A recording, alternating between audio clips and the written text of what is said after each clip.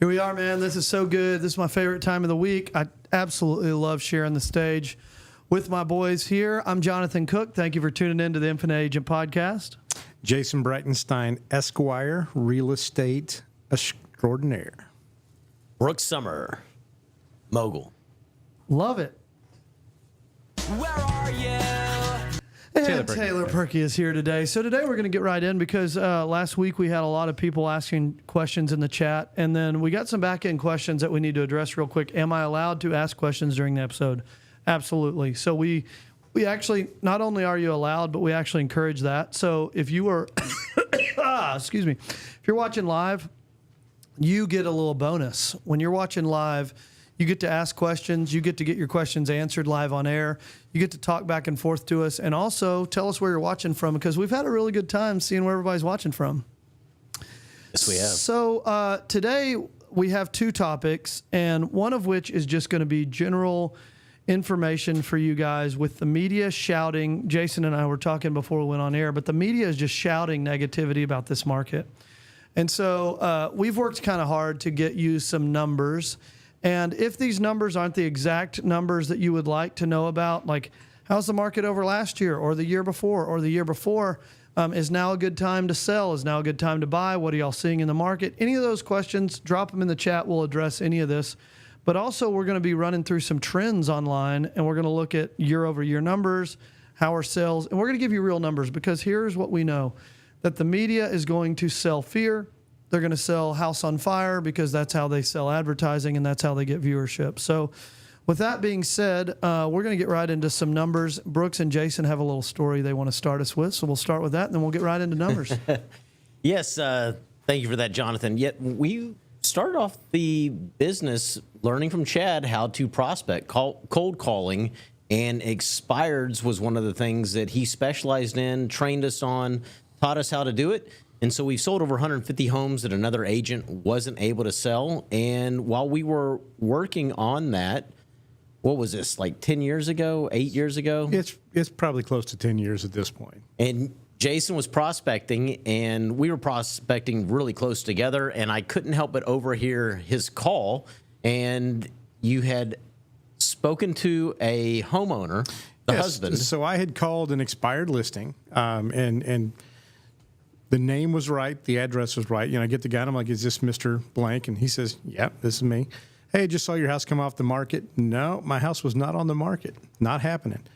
"Okay, great. Maybe it was a mistake. They might have had something incorrect in here." And I said, "Yeah, the address that they had was 123 Main Street." "That's my address." "Okay, well, it might have just been a mistype, you know, who knows?" And he was adamant, "My house is not for sale. My house is not for sale." So he's like, "Well, what does the house look like?" So I'm going through the pictures. I'm like, you know, the outside, it's this color. Yeah, that sounds about right. It's got, you know, this and this distinct feature. Yeah, that's my house. We go to the inside. I'm like, you know, it's got a teal couch and there's this on the wall. That's my house. Yeah, in the backyard, it's got these things. Well, we come to find out that the showings were only allowed during the 9 to 5 hour when he was at work. And so I guess the whole thing about this was, you know, you run into some really, really interesting scenarios when you're dealing with real estate. Every day is different. Nothing is ever the same. But, yeah, we had to break the bad news to this poor guy that, hey, I think your wife was trying to sell your house. Without you even knowing. Without you being even aware. And so, and the way this came up was we were talking about crazy closings.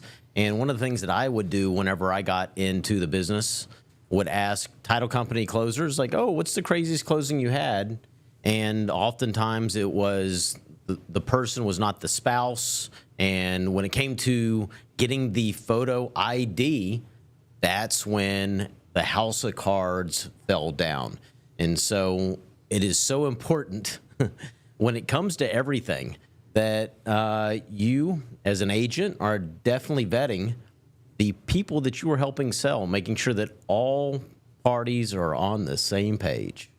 Yeah, it's so interesting that people right now are seeing that their closings are getting delayed. They're seeing most of that reasoning that we're seeing closing get delayed is appraisal hurdles.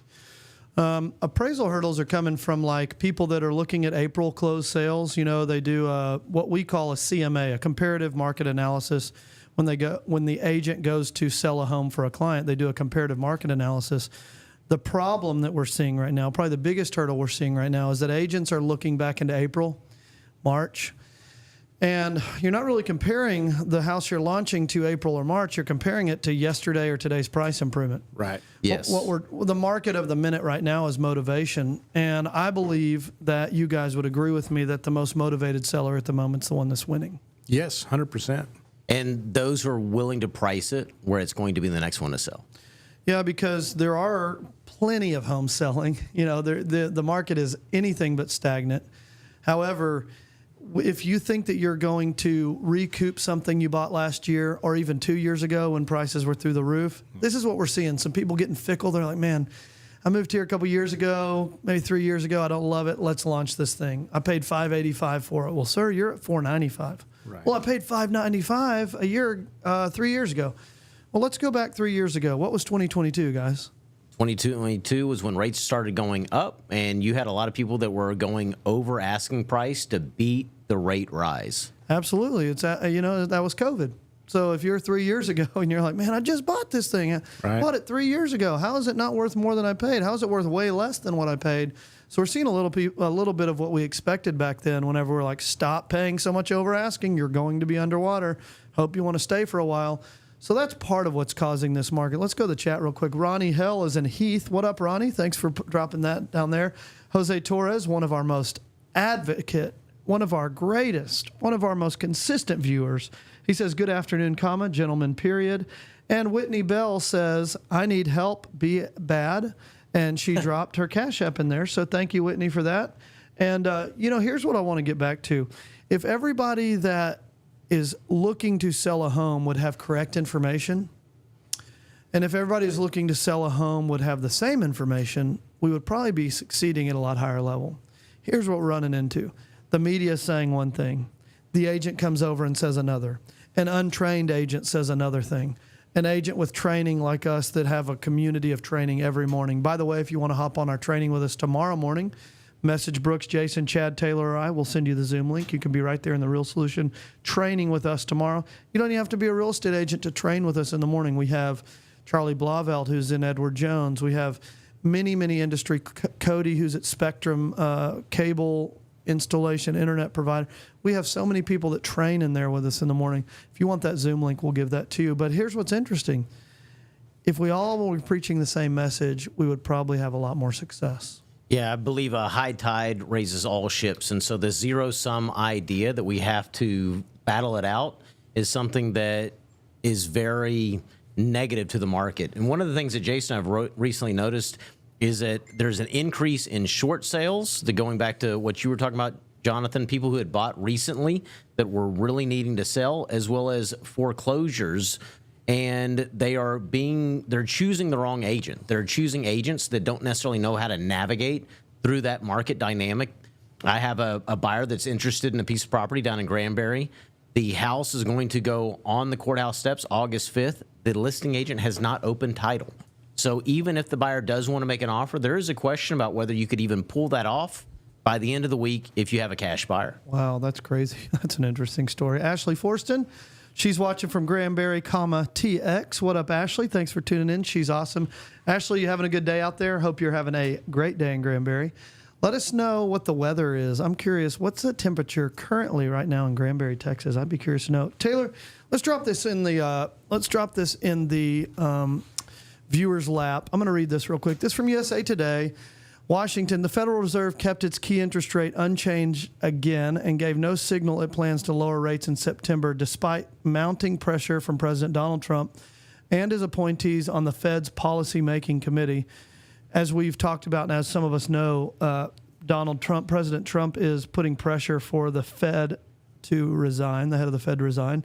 The July 30th decision leaves the Fed's benchmark short-term rate at a range of 4.25 to 4.5 for a fifth straight meeting. Let's talk about this for a minute. What do you see there, Jason? So, one of the things that jumps out to me right away is we have to be really careful not to be hopeful or wanting the rates to come down again to a 2 or a 3 or even the 4s. We just talked about the trouble that created with people overpaying for houses. And it really was a bubble that put, especially Texas, in a really tough spot. Home values went up over 50% in a 2-year period. And it really forced a lot of the first-time home buyers out of the equation where they can't compete right now. And a lot of our buyers and sellers, unfortunately, their mental game is still back 3 or 4 years ago when rates were that low. You mentioned that people buy a house within about 2 or 3 years. They're hoping to cash out and make a profit. I had people coming to me during COVID that bought a house, and 8 months later, they're turning the house and making a $30,000 to $50,000 profit. That was a common occurrence. But what happens if the rates come down and this actually occurs and we end up back in a 3% situation? Does the housing market in Texas get destroyed permanently? You know, this is a good thought, and a lot of people don't realize we're actually there with interest rates. There are opportunities to buy in the threes, in the fours. And it was really cool because we talked about this a little bit last week, and then we got some messages this week saying, are those scenarios that you gave real? And the reason we can give real scenarios of where threes and fours exist on interest rate is because us four, Chad included, we are all out there every day. Oh, yes. And we know where those are. Matter of fact, I'd be willing to share where some of those are. Y'all know where some of those I are don't know now? exactly where they're at. Yeah, let's share some. Okay. What are some rates in some neighborhoods that you know that have some good incentives now? There's a neighborhood right here in Crowley, Texas, with 3.99% on move-in ready homes. Same thing with Mansfield. Same thing with Mansfield, yeah. And we see it in Granbury, Sandstone, the one that's just north of Granbury on 377. There's lots of deals up in North Fort Worth in the Saginaw area where you can get 3.99, 4.99. You pretty much take the entire Dallas-Fort Worth Metroplex and draw a circle around it. The outer rim, the outside circle, is where you're going to find the best deals. If you're looking to live in Frisco, you can get deals on interest rates, but you may not get as much. You may get $20,000 or $30,000 towards buying the rate down or your closing cost. Well, and Toll Brothers is doing 2-1, 3-1, 3-2-1 buy downs. So they're working to bridge that gap even in a premium product like Toll Brothers. Yeah, that's an interesting point because MI Homes is also doing that right here in Crowley with a 2-1 buy down. It's funny because Landsea and Sandlin Homes both are offering a 4.99 right now fixed. And if you can lock in a 4.99 fixed, I'd say over the last since 1986 to now, that would be a killer rate almost across the whole period that we're talking about. Oh, so, yeah. Way below what prime has been for the last 50 years. Now, whenever it comes to Landsea, you have to be very careful because the advertised price is going to determine whether you get access to that 4.99. They will bump up the purchase price if they've reduced it to give you that 4.99 because the pay down has to come from someplace. Right. Certain builders are actually doing that. They're playing the game with the money. I ran into this scenario with a buyer this morning, actually, where they said, okay, you can actually get a 4.99, but you're not going to get the discount on the house. House is this price. If you want to forego the 4.99, we'll drop the price down $20,000. That's actually a good math equation to look at which one's better. And you think that just listening that the first one sounds better, but until you math it out and say, okay, over this period I'd be saving X amount of dollars, you don't really know which one of those is better. And that's a great point because really whenever it comes down to it, what I've seen with Landsea specifically is that the discount and the 4.99 ends up having you at roughly the same final monthly payment. Now, the key is do you plan on being there 5 to 7, 30 years? That's it. Because if you do need to roll it over, having that discount off the price of the house so that you are at a better position to sell, if that comes up, is going to be a better choice for you. So you tapped into something, and this is exactly what I'll tell clients that I'm working with. It's all about the math, and it's simple math. Let's do the math on both scenarios, and let's find out how long do you have to own the home to make up for that difference. That's it, yeah. That's it. It's kind of the point of no return, we call it. You know, where does the math start to break even and then profit?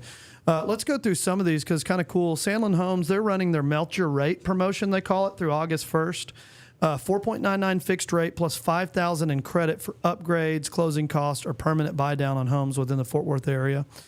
Union Main Homes, they're offering rates as low as 3.25 on select quick move-in inventory. That's stuff that they already have, like Forney, Melissa, like Jason just said, on the outskirts, but likely extending into parts of Tarrant County given the proximity. And then the third one that I really want to touch on, and this we talked about MI Homes, which I've sold MI Homes. They have a great big neighborhood in Crowley. They're providing a 2-1 mortgage rate buy down through their financing arm, which is MI Financial. This lowers your rate for the first 2 years, plus up to $15,000 in closing cost assistance. The offer applies across Dallas-Fort Worth, including Tarrant County. Now, you got to realize a lot of people listening don't understand a 2-1 buy down. Could you explain that, Brooks? Yes, I can. So the way the 2-1 buy down works is that the money for this is going to be set aside in an escrow account. On the first year, on a 2-1 buy down, you're going to get a discount of 2% on your interest rate, with that money coming from that escrow account to pay that difference. On the second year, you'll get a 1% interest rate discount, but for 28 years, you will have whatever that full interest rate price is. So what we prefer to do is make sure that you can handle that payment for the 28 years that's going to be there. And if you can, then the 2-1 buy down can be a great thing, because if you do want to refinance, the benefit is that money set aside in that escrow account, you can actually use it towards your refi. That is your money. I love this, and I've kind of been watching the chat here. Ashley Forston says Landsea ? So Landsea is a builder that probably not a lot of people are familiar with. Right. Do you know much about them? I do. Yeah. So they just recently came into the market. They bought Antares Homes. Okay, so a lot of people know that name. Yeah, and Landsea is actually in the midst of being acquired by another bigger broker, Right. a bigger builder. And so that's going to happen in the next 8 to 12 months, where they're going through feasibility. But they had sent out an announcement about 2 months ago about this happening. Yeah, so Landsea is just a new name kind of for Antares. It Yes. is, and actually, it's not really in the Granbury area, It so is. it is now. Yeah, there is one off of Acton Road. Okay. It's a small subdivision. The models are amazing. Their specs are less so. And so that's a good thing to point out is that all of these incentives, the best Yeah. incentives are always tied to the Ready Now homes. And Jason, since you're from the builder world, explain that part. Yeah, so builders get overextended oftentimes, and they'll have too many homes on the ground that are built, and the money is going out every month. They get really, really incentivized to get those homes off the books. Would you say they're even willing to lose money on some of those? In some cases, yes. Yeah. It's a lot of, I get questions all the time about, where a builder's at in their mindset. Now, so you can tell a lot about where they're at based on how many homes are moving. Yeah. If we walk into a neighborhood and homes are flying off the shelf, don't expect to get anything. Mm-hmm. They're just going to hold firm to their price. But the more desperate a builder gets based on how much inventory they actually have on the ground, the more they're willing to dip in. And yes, I've seen some losses taken to get a move. Yeah. And I've got a great example of this. And Jason's in my backyard in Mansfield. There's a subdivision called Rockwood. And when Rockwood was started, it was a custom builder, as well as Dries and Coventry. Coventry got, at the end of last year, into a kind of a tight financial situation.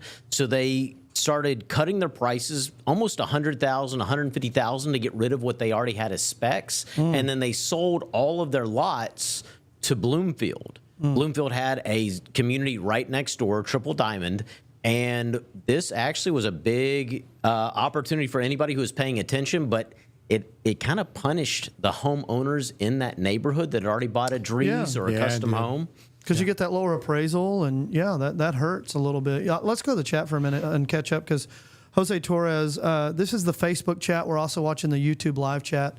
If you're on YouTube, would you drop a me or a raised hand emoji if you're watching live on YouTube there in the chat? Jose says new construction deals are crazy, period.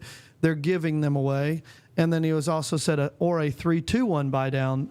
Do you want to explain that one, Jason? How is 3-2-1 different than a 2-1? Yeah, 3-2-1 is basically the same concept as a 2-1 buy down, but it takes it one step further. So if today's rates are 6.5%, you would actually start 3 points lower. So you'd be starting at in this case, 3.5% for year one. Year two would step up to a 4.5. Year three, a 5.5, and then year 4 and on would be 6.5%. It would never go up above that. I also think it's really important when you're talking about a 2-1 buy down or a 3-1 buy down. Mm-hmm. These are also available on pre-owned homes. The beautiful thing about a buy down program is that the buyer cannot pay for it. This has to be paid for by the seller, and your agent, if you have an agent that's knowledgeable and understands this, can actually go in there and negotiate this even on pre-owned homes where the builders are not giving incentives. So there's a lot of opportunities. But like Brooks said, the key is you need to focus on making sure you're comfortable with the payment at that peak point and forever on, because there's no guarantees that the rates are going to fall. There's no guarantees that we're all going to be able to refinance. We hope that you can, but I want you to be comfortable with that in case the worst scenario happens. Okay, so I want to give something valuable to realtors that are watching this today. So if you're a realtor and you're watching this today, and thank you for that. First of all, this is a thank you to you guys. But get a pen and paper ready, and we can also email this to you. But get a pen and paper ready if you're a realtor watching this. Oh, there's Miguel Escobedo on YouTube Live with 3 rocket emojis there. And Ashley Forston, Miguel, thanks for watching. Hope you're having an awesome day. What city are you in right now? I'm going to roll the dice and say... Yeah, Fort Worth. I'm going to guess Fort Worth. You want to guess where Miguel is? I don't even know where his office is now. I was going to, I knew where it was, but never mind. Crickets. Where do you want? Give me a city. I'm going to go with McKinney. McKinney? Well, let's go with Keller. Well, you want to give a city where you think Miguel is, Taylor? Pflugerville. Pflugerville. No, okay. I have no idea. I got no idea. Okay, I just guessed. All right, we'll see. Arlington. What was the correct answer? Taylor says Arlington. We got a McKinney. See where Miguel is. And Ashley Forston said, yeah, we've got Landsea, LGI, random smaller builders, Kudo out here in Granbury. So, yeah, Granbury is kind of like the melting pot of builders. You got lakefront, you got close to the lake, you got single wide communities. Yes. Miguel said, you got my location, Jonathan, Apple AirTag or something. I'm just edifying you, bro. I know you stay in Funky Town. Let's go. All right, so if you're a realtor watching this, you'll benefit from this, but also if you're a buyer considering entering the market. Here's 5 questions. What to ask when you're exploring a new home, especially in the market with new construction right now. So number 1, is the rate permanent or a temporary buy down? So number 1, is the rate permanent or a temporary buy down? Great question to ask. Number 2, are you required to use the builder's preferred lender to qualify for these incentives? And in a lot of scenarios, if not all, the answer is yes. Number 3, the exact terms and deadlines. When must you contract and when must you close? There's a lot of this kind of read between the lines, or what we call fine print, where it's like, dude, look at the rate I'm getting. But you didn't close in time and you didn't get it. They're looking for a 30-day close for most of these incentives. It depends on what their inventory is. But sometimes some of these builders, if they're not able to hit their close date, then they'll extend it out free of charge and they will pay the rate lock extension. But for the most part, they really want a 30-day close. Yeah, they need this stuff off their books. That's why they're giving you this incentive. So the next one is number 4, what's the APR and total cost of the buy down or credits? That's kind of what we were just talking about. Adjustable. What's APR? It's annual percentage rate. So it's whenever they're calculating your closing costs and everything in there. Yep. And so the lender is going to be the one that's actually going to be able to break out what that APR is. Yeah, so you have to look at the total cost, the buy down, or the credits, and you got to decide, total cost, not just, oh man, I'm getting, So that one's self-explanatory. And then number 5, are there city or county buyer assistance programs that will also stack on top of this? Like Fort Worth, for instance, offers up to $25,000 down payment and closing aid for first-time buyers within the city limits. If you want more information on that, message any of us and we can get you that information.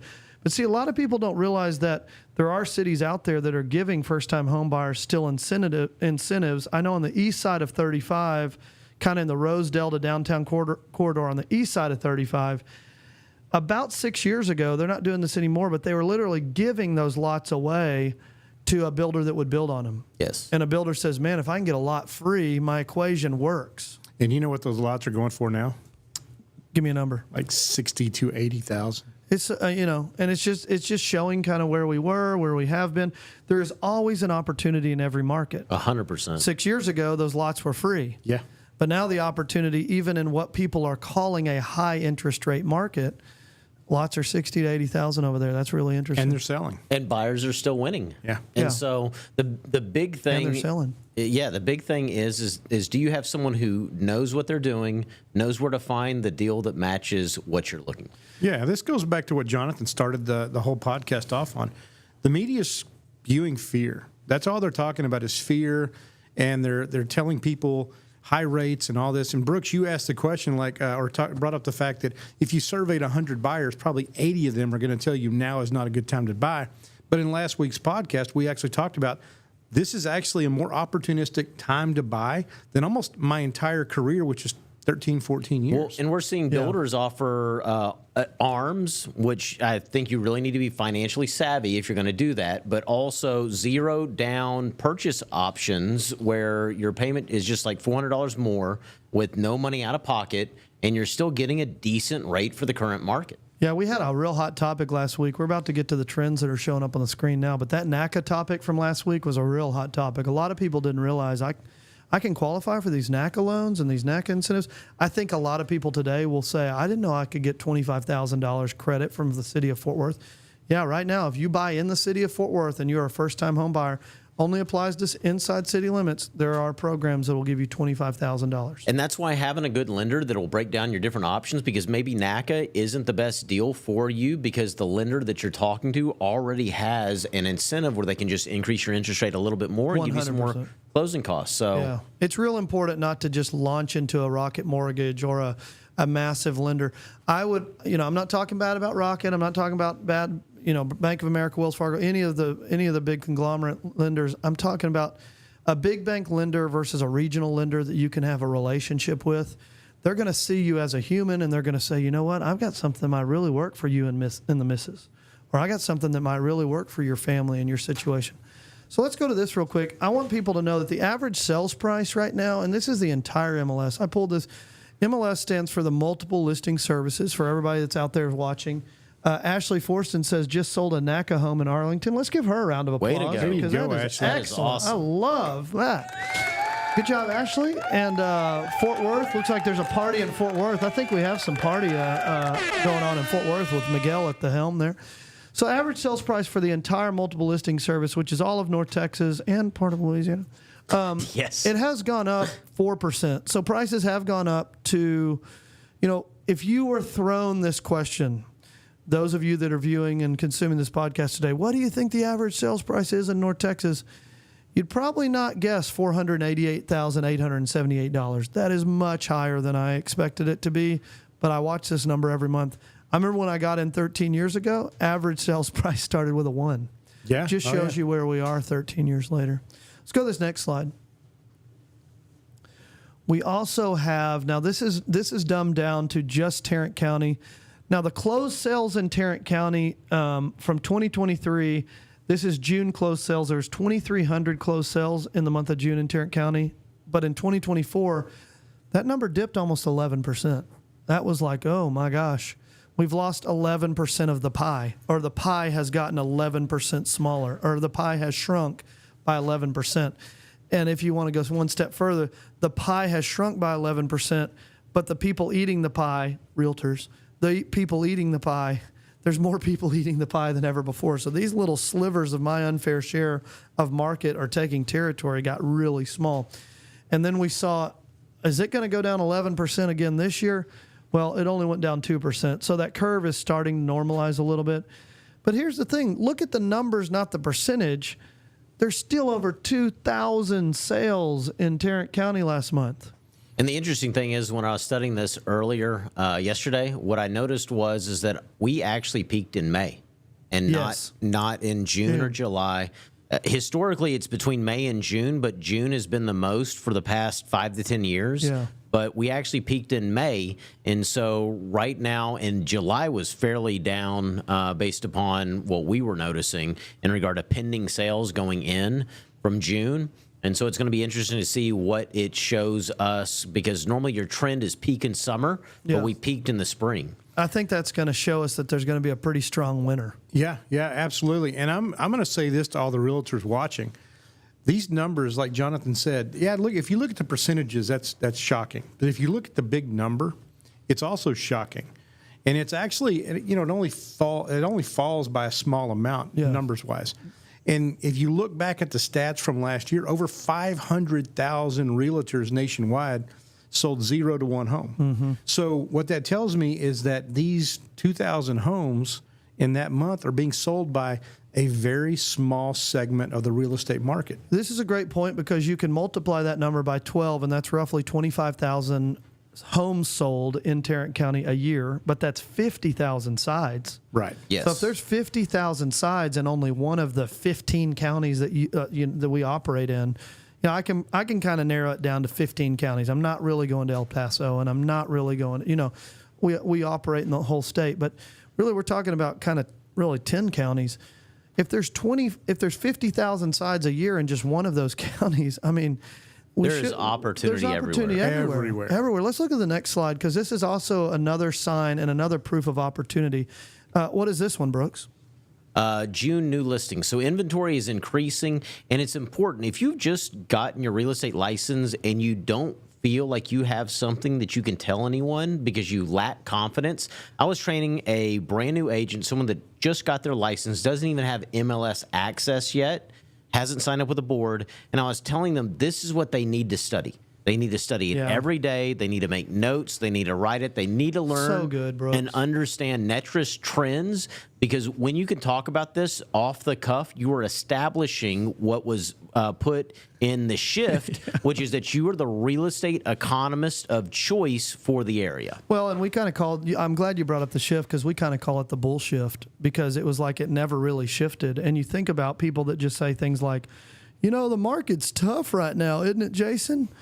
Well, if Jason replies with, but did you know that new listings are up by 2% over last year? So it's actually better than it was this time last year. And did you know that they're actually up 5.5% over this time 2 years ago? Versus an agent that says, it's a tough market.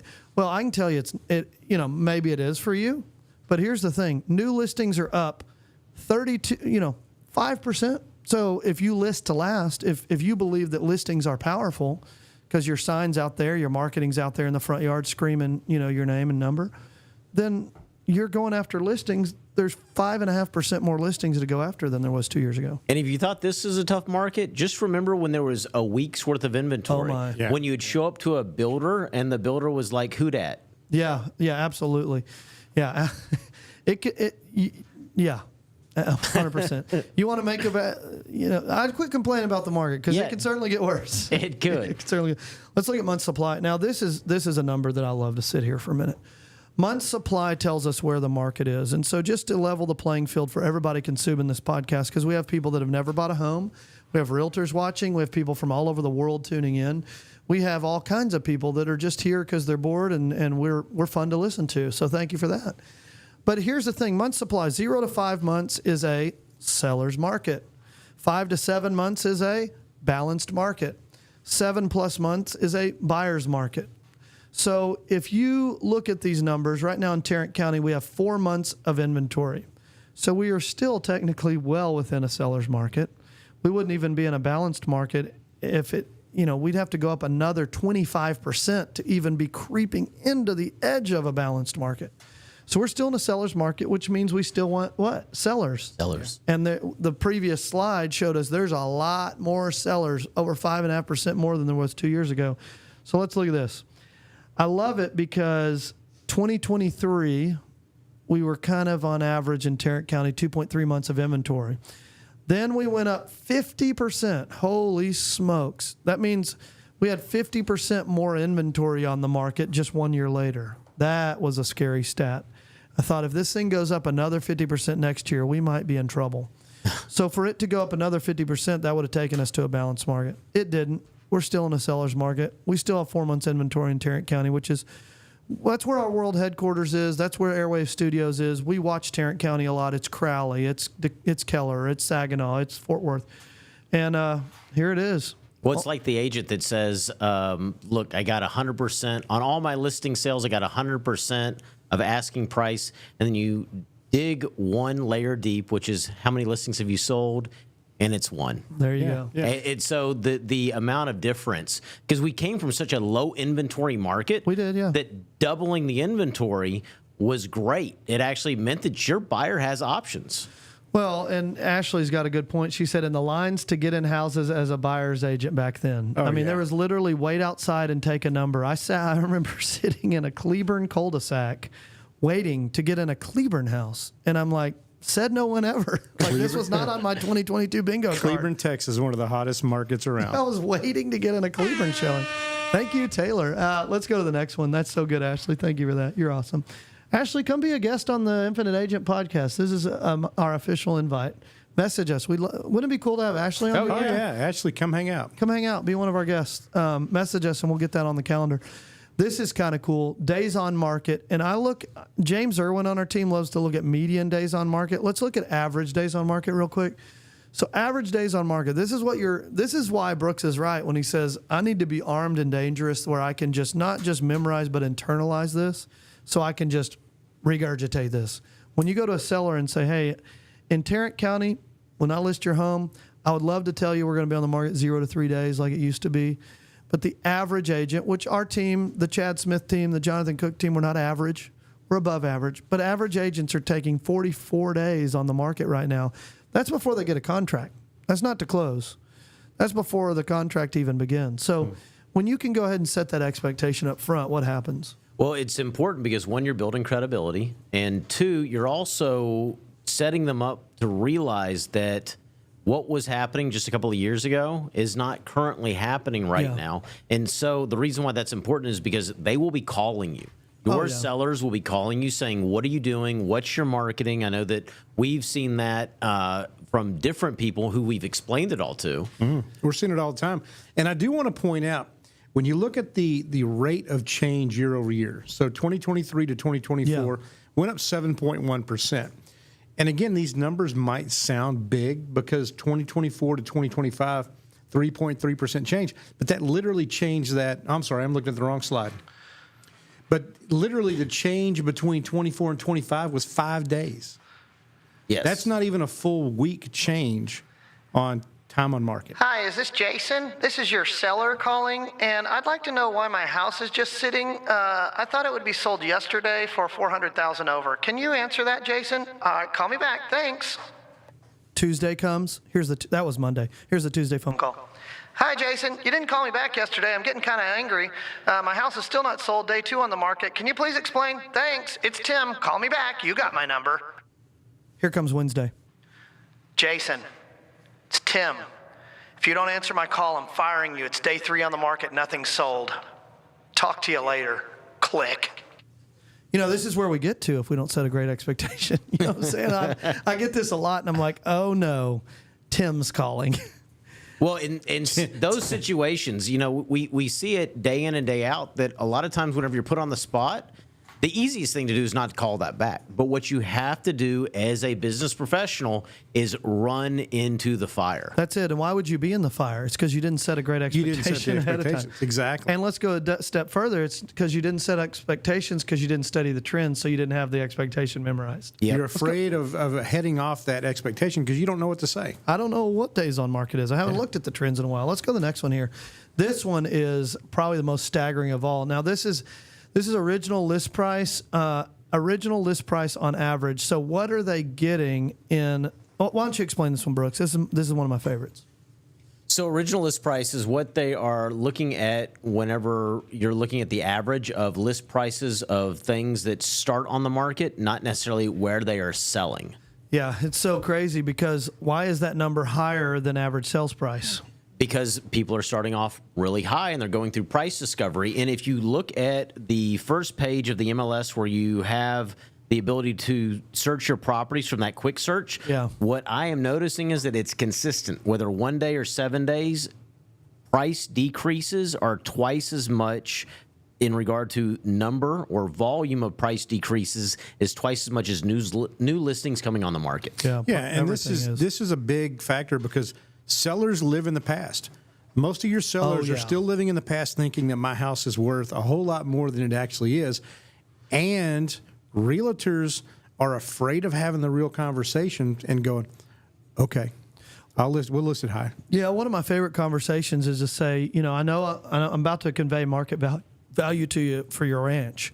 And unfortunately, I'm going to be honest with you here, unfortunately, your ranch would have sold for this much more 2 years ago, but you didn't call us 2 years ago. You called us today. And all I'm doing is conveying what the market value is.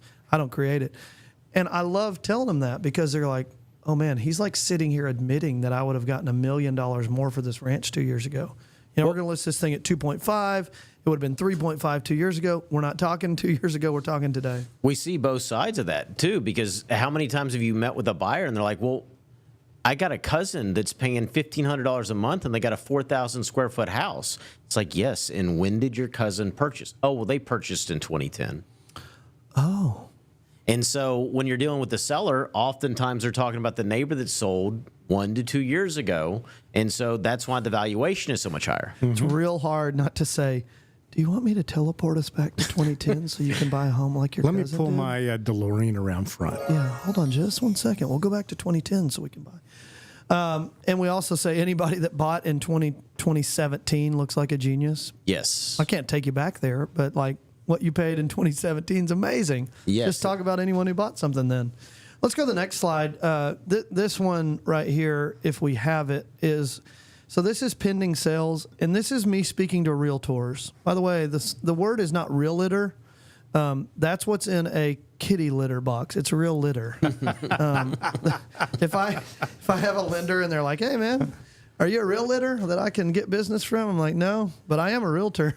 It's like 2 syllables. So everybody practice with us. Here we go. Realtors watching this. It's realtor.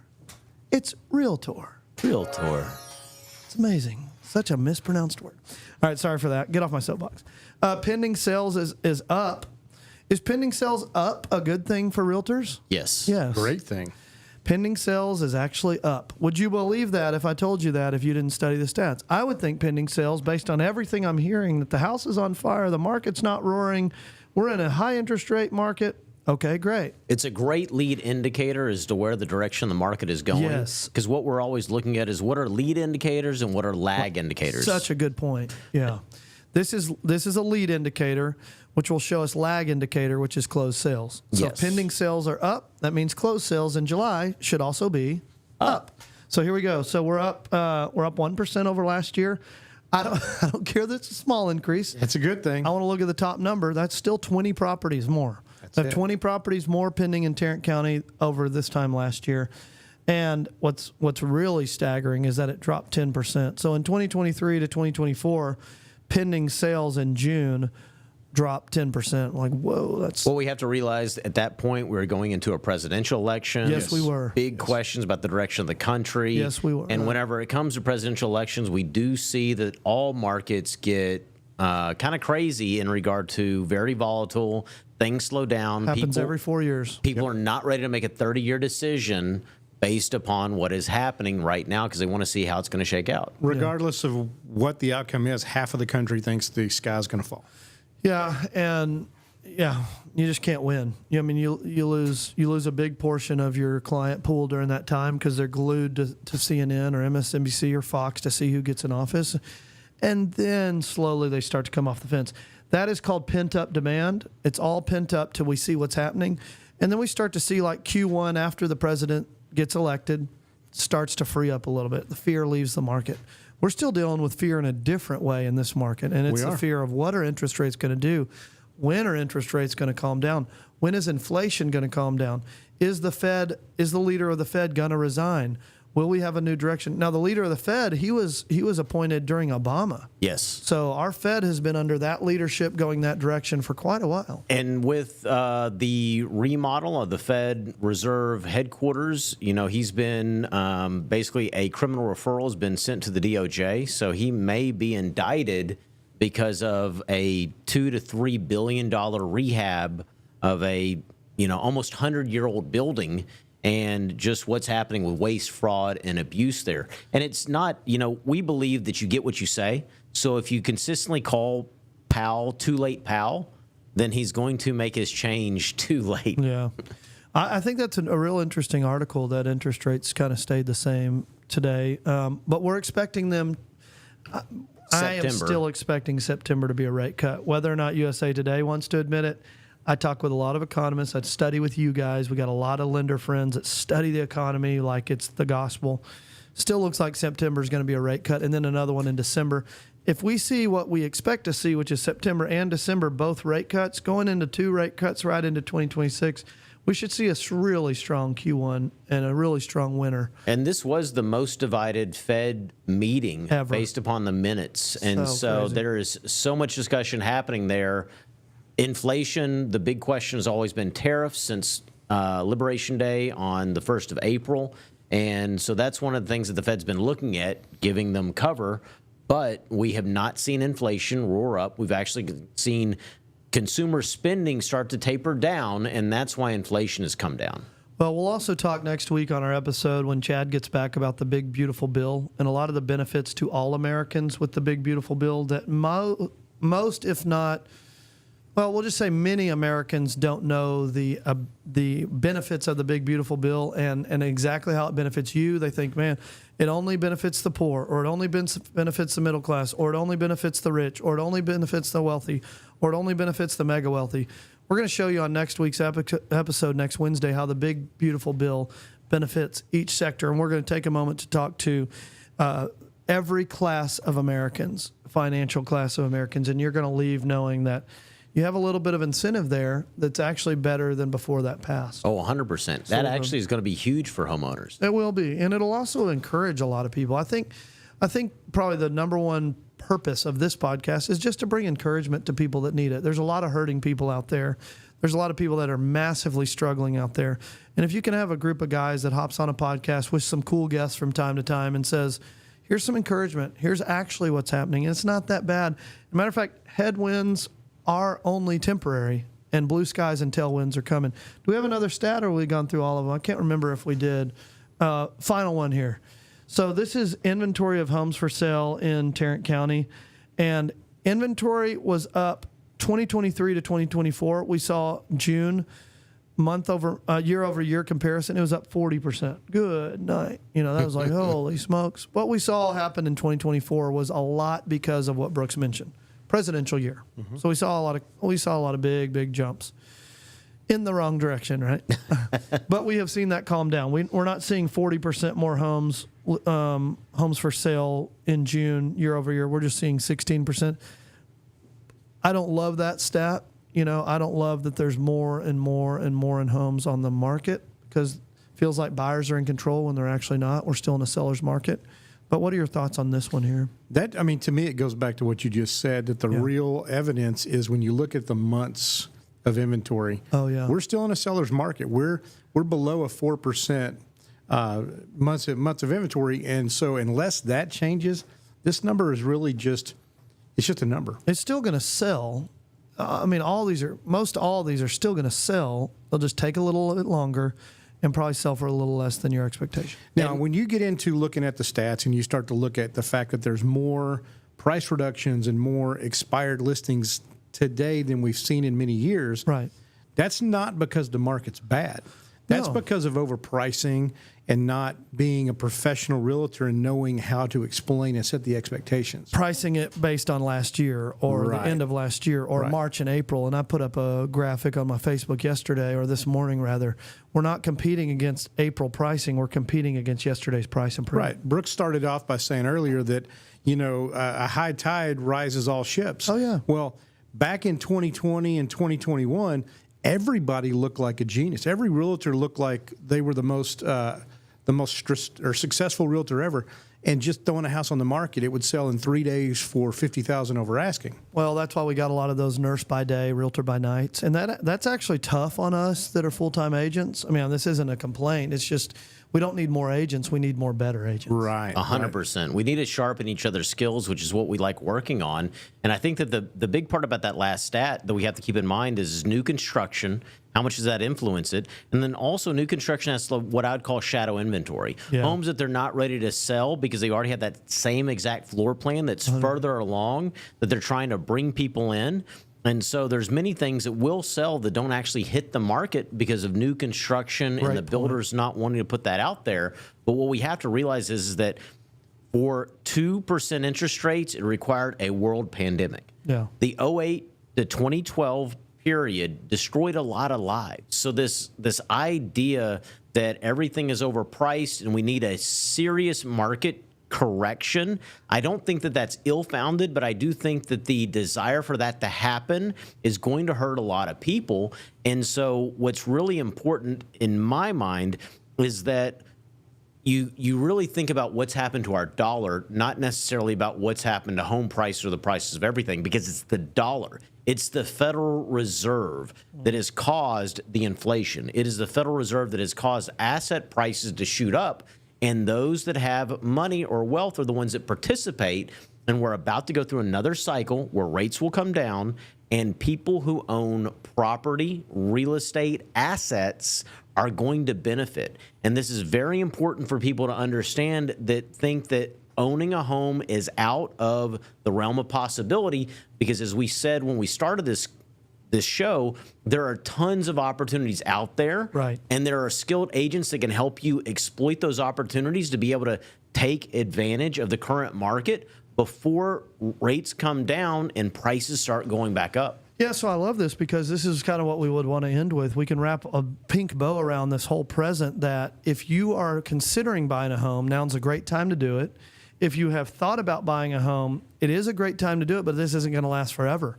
So, we say strike while the iron's hot. This is that moment right now, because when the Fed lowers interest rates in September, which is highly likely, it's going to just release, the dam will be open. A lot of pent-up demand, a lot of pent-up buyers will hit the market. Then there's competition again. Then when it happens again in December, it's like, oh, even more buyers hit. And then we're back into that multiple offer situations. Builders don't have to have these incentives to sell homes, and you missed your mark. So I want you to hear it right here first on the Infinite Agent podcast, that do it while the iron's hot, whatever do it means to you. Yes. And realize that when the news is telling you what to do, that ship has already sailed. They're like appraisers. They're only going to report on the past. Historical data or lag measures. They do not have their fingers on the pulse of the market. And the truth is that maybe it's a great time for you to buy, maybe it's not. But speak to somebody so at least you can explore your options and rule it out for yourself, instead of letting somebody on the nightly news make the choice for you and you just defeat yourself. Don't just speak to somebody. Call me. There you go. There you go. Like what you see, message me. Hey, you guys have been great. Thanks so much. I hope you were encouraged today. Hope you got some knowledge today. I hope you found a little bit of joy in your week because you tuned into the Infinite Agent podcast. We'll be right back here next Wednesday, same time, same back cave, same back place. We'll see you guys next week. This is my circus. These are my monkeys.